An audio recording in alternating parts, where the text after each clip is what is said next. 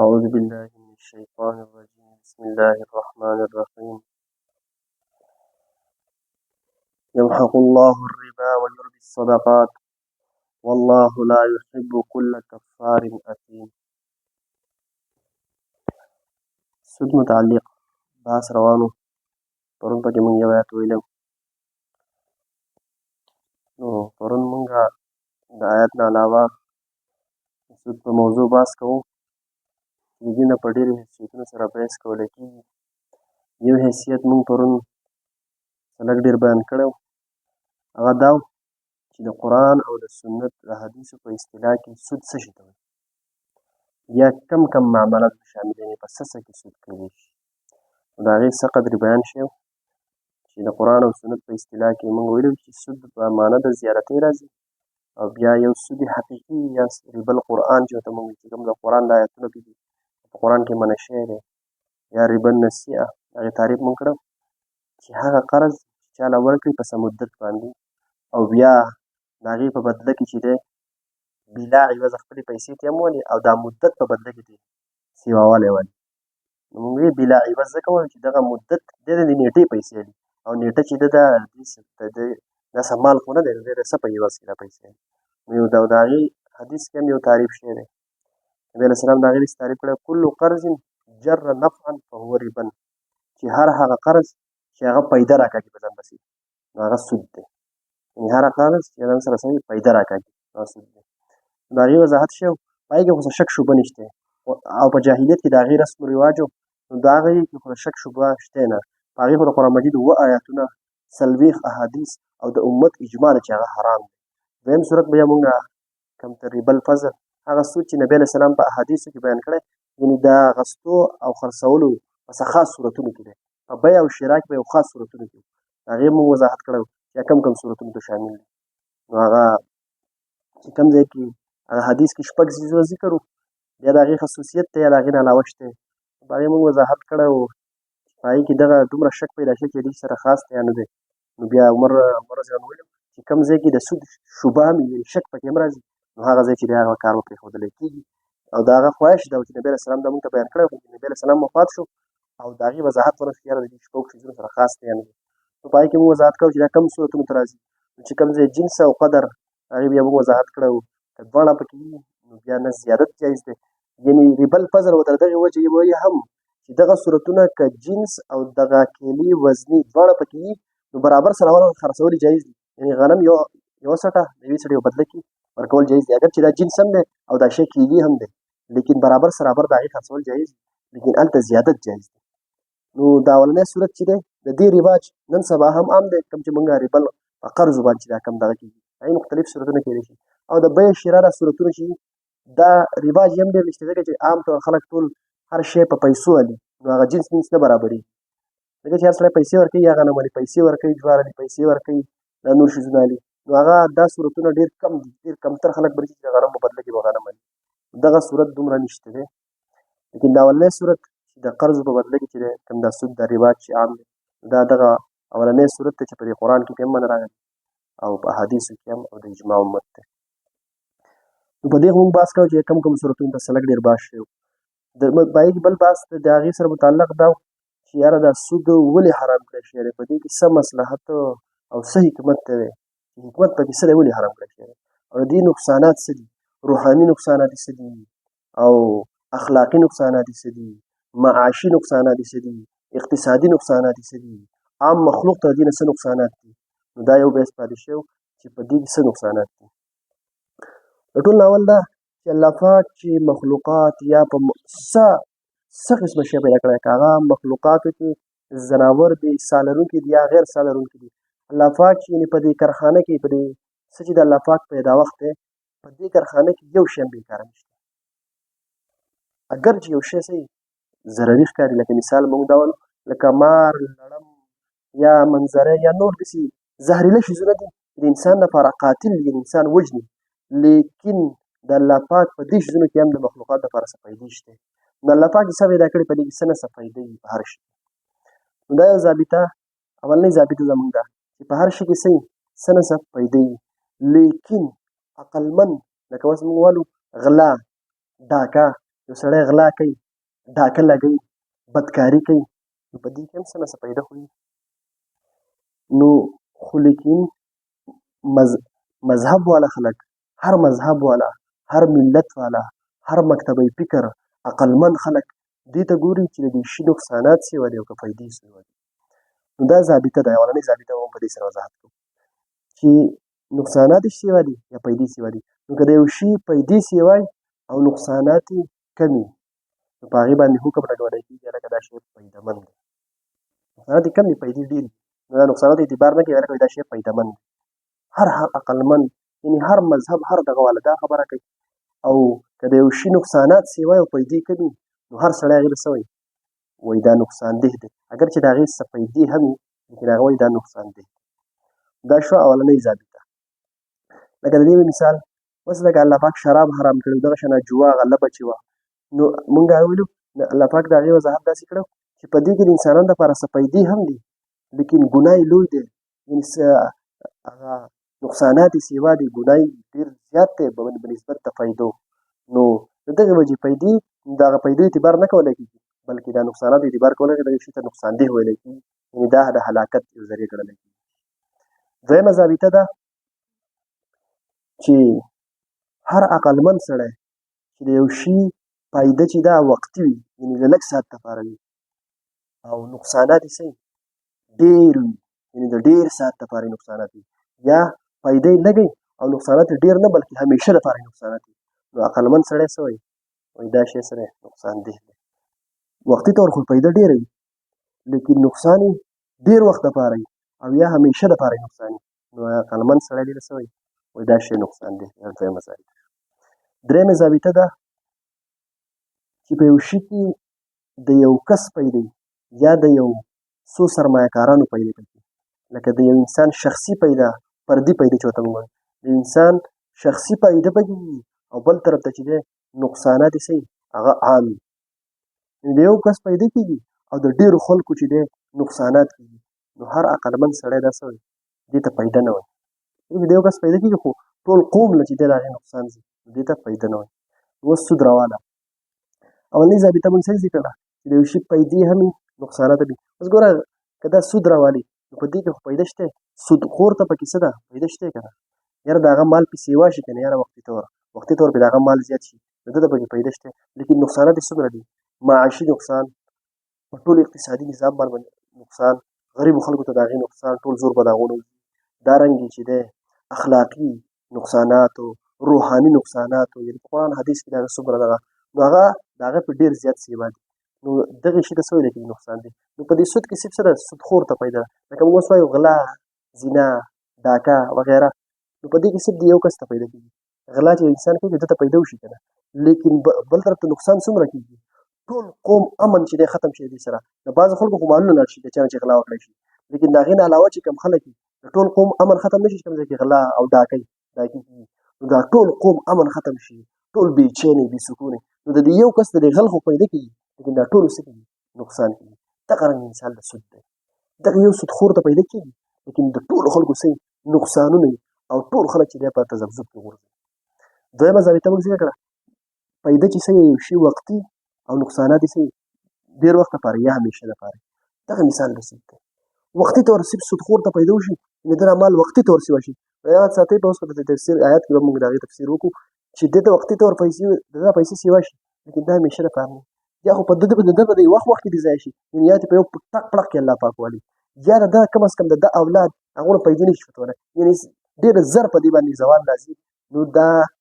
پیدا څه ده، دا ډېره لږه ده، او نقصانات دا یا ډېر وخت لپاره همیشه لپاره. ځکه چې سودخور سړی اکثر په دومره نقصانونو کې هغه سود هغه مال ته هم لاړ شي او هغه نورې پیسې ته هم لاړ شي کومې چې ورکړي، نو دومره په دغه کې چې اکثر په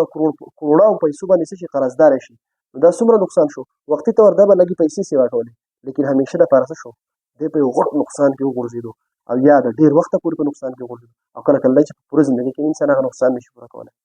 نو دا څه شو، دا د سود حقیقت په دغې موضوع شو. درېیم مونږ دا وویل چې یو پیدا څه یو کس دی او نقصان یې څه ډېرو خلکو ته،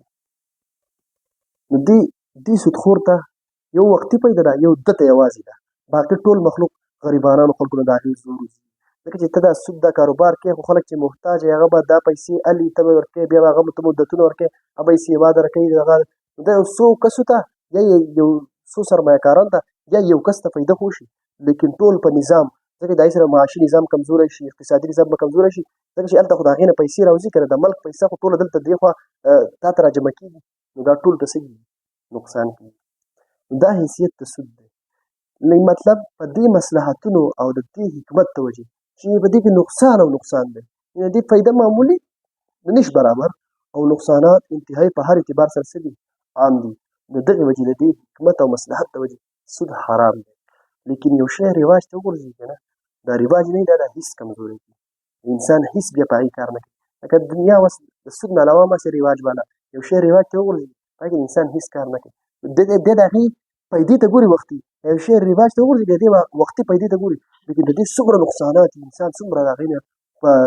ذهني انتشار کې د هغې نقصاناتو باندې بیا پرده ورته راشي بس دغه په رواج کې دا شی راغلی بس دی یې کوي بس دغې معمولي پیدې ته ګوري هغې نقصان ته نه ګوري دغه مثال د سود دی بس رواج ته غورځېدلی بلکې بعض خلک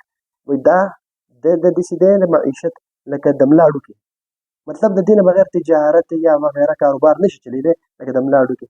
لیکن نن سبا بعض یورپي ممالکو کې بعض حکماو یعنې د هغې کم تکړه خلک چې دی هغو هم دا خبره منلې ده چې سود چې دی دا د معاشي نظام لپاره د ملا ډوکې نه بلکې د ملا د هډوکې کې چینجې ولګي او د ملا د هډوکې د خوري مثال یې دا دی یعنې هغو هم د دې تصدیق کړی دی چې دا سود چې دی دا د عالمي او د معیشت لپاره څومره ډېر زیات نقصان دی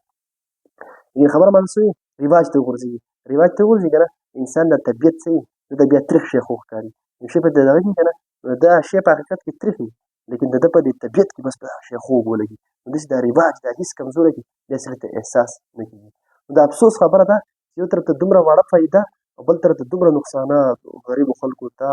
اخلاقي روحاني معاشي اقتصادي نو د دې حکمت ته هېڅ څه دی سود حرام کړی شوی دی بیا انشاءالله سبا به دې معاشي یعنې چې د دې په معاشي زندګۍ کې په معیشت باندې څه نقصانات دي دارنګې د دې روحاني څه نقصانات دي هغې به انشاءالله سبا دې بحث وکړو اوس راځو خپل آیت ته یمحق الله الربا ویربي الصدقات الله پاک فرمایي الله پاک سود لره ختموي ویربي الصدقات او صدقو لره سیوا کوي یعنې سود لره الله پاک مټاوهي ختموي او صدقو لره سیوا کوي اول خو دا چې دا صدقات الله پاک د دې سود سره دلته ذکر کو په څه مناسبت سره ځکه ذکر کو چې د دې سود او د صدقې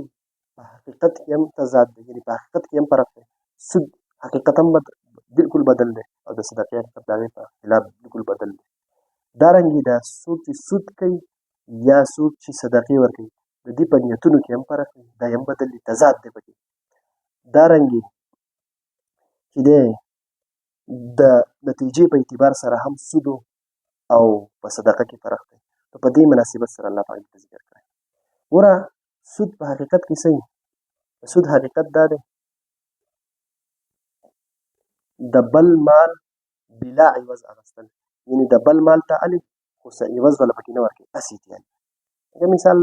ته قرض ورکړې که نه بیا چې څه موده بعد ته هغه پیسې رالي زیاتې ترې رالي نو د بل مال اخلي اخیستل دي پکې او بغیر د عوض نه او صدقه د دې نه بالکل په حقیقت کې بدله ده صدقه څه خپل لږ مال یا ټول مال ورکولي څه بل لره نو په دې حقیقت کې هم فرق دی د صدقې او د سود په حقیقت کې هم فرق دی په سود کې اخیستل دي او په صدقې کې څه دي ورکول دي دارنګې د صدقې کوونکي او د سود کوونکي په نیت کې هم فرق دی لکه د سود کوونکي نیت څه چې نیت یې دی چې زما دا مال د ده دا خواهش چې زما دا مال په ناجایزو طریقو سره په طریقه سیوا شو د ده نیت دی او د صدقې والا نیت څه هغه وایي هغه د خپل بعض مال لږ مال یا ورکوي یا که ټول مال صدقه کوي دې ټول مال دا د هغه نیت څه چې زما نه الله رضا نیتونو کې هم فرق دی که نه د ده نیت زما مال په طریقه سیوا شي په ناجایزه طریقه او د ده نیت زما نه الله پاک رضا شي په ما باندې مال ورکول دارنګې په نتیجه کې هم فرق دی او نتیجه خو په دې آیت کې الله پاک پخپله ذکر کړې ده چې د نتیجې په اعتبار سره د سود څه انجام دی او د صدقې څه انجام دی نو یمحق الله الربا ویربي الصدقات الله پاک سود ختموي ظاهره کې خدای سیوا کېږي لیکن په حقیقت کې دی څه کېږي ختمېږي ویربي الصدقات او صدقې اگر چې په ظاهره کې کمیږي لیکن څه دی داسې یې واقعېږي. نو یا سود ختمی الله پاک د دې نه مراد دا دی چې دا مال په حقیقت کې ختموي، یا دا چې الله پاک سود ختموي یعنی د دې کم مال چې کم برکات دي او کمې فایدې دي او تا ته چې کم ثمرات یعنی کم راحت او کم عزتونه چې د دې د وجې ته حاصلې هغه الله پاک ختموي، یعنی هغه فایدې ختمې شي یا برکات یې ختم شي. ویربي الصدقات د دې نه مراد یا دا ده چې په حقیقت کې مال الله پاک سیوا کوي، یا دا چې د دې هغه فایدې او برکات الله پاک سیوا کوي. د دې وجې نه مفسرینو په دې کې مختلف اقوال کړي. بعض مفسرین فرمایي یمحق الله الربا ویربي الصدقات، هغه وایي د دې تعلق د آخرت سره دی، یعنی الله پاک سود ختموي او صدقې سیوا کوي، د په آخرت په اعتبار سره دي. لکه د سود چې دی په آخرت کې چې دی دا ختمولو مطلب دا چې سود چې دی په آخرت کې هېڅ پیدا هم نه ورکوي، هېڅ به ورته هم نه ملوي، بلکې الټه سزا به ورته ملوي، الټه به په دغه انسان باندې صحیح په دې سود کوونکي باندې دا الټه وبال او عذاب ته به الله پاک ته متوجه کړي. او صدقې لره الله پاک سیوا کوي نو په آخرت کې به الله پاک د دې په ذریعې سره سړی صدقې کوي نو هغه همیشه دپاره نعمتونه او هغه جنتونه او هغه به ورته میلاویږي که نه. نو د دې بعض مفسرین سره دي چې د دې تعلق د آخرت سره دی، یعنې د آخرت په اعتبار سره سود ختمېږي چې سزا به ورته میلاویږي، هېڅ پیدا به نه کوي، او د آخرت په اعتبار سره صدقه سیوا کېږي چې الله پاک ورته جنتونه او همیشه دپاره خوشحالیانې ورکړي. او عام مفسرینو بعض مفسرینو هغه عامه معنا اخیستې ده، عام مفسرینو عامه معنا اخیستې، یعنې یمحق الله الربا ویربي الصدقات، وایي د آخرت په اعتبار سره خو د دې سود ختمېدل دا خو حقیقت دی، په دې کې شک شبه نشته. دارنګې د آخرت په اعتبار سره د صدقې زیاتېدل په دې کې هم شک شبه نشته، لیکن په دنیا کې هم د دې څه بعض اثرات او د دې څه ظاهري د سود او د صدقې بعض اثرات ظاهرېږي. لکه په دنیا کې چې دی یمحق الله الربا الله پاک سود ختموي، نو داسې رنګ ډېر د مشاهدې نه او ډېر د اورېدلو خبرې هم دي، او بلکې بعض او چې چا ډېر وخت شوی په دې معاملو او لین دینونو کې نو هغو لیدلي هم چې ډېر کله ته چې کوم مال په کم مال کې سړی سود میلاو کړي نو هغه سود هغه خو څه کوي ته خو د سود دپاره میلاو کړی چې زیات شي، هغه خو پرېږده سود خو تباه شي، لیکن کله ناکله ولا د ده دا کم مال شي چې د سود دپاره ورکړی دا هم څه کړي تباه کړي. دا ډېر کله ته په مشاهدو کې راغلي خلکو لیدلي دي، او ډېر کله ته داسې وشي یو کروڑپتی انسان نن کروڑپتی او د دې سود د وجې سبا څه شي هغه یوې پیسې سوال کوي یعنې بلکل صفر شي. اوس په انسان دا سوال پکې راځي که نه یاره په تجارت کې خو هم دا نقصان او پیدا او نقصان کېږي، د تجارت پیدا نقصان چېرته هم داسې نه هغه لږه لږه څه په مقدار که زیات هم خو هم څه په مقدار باندې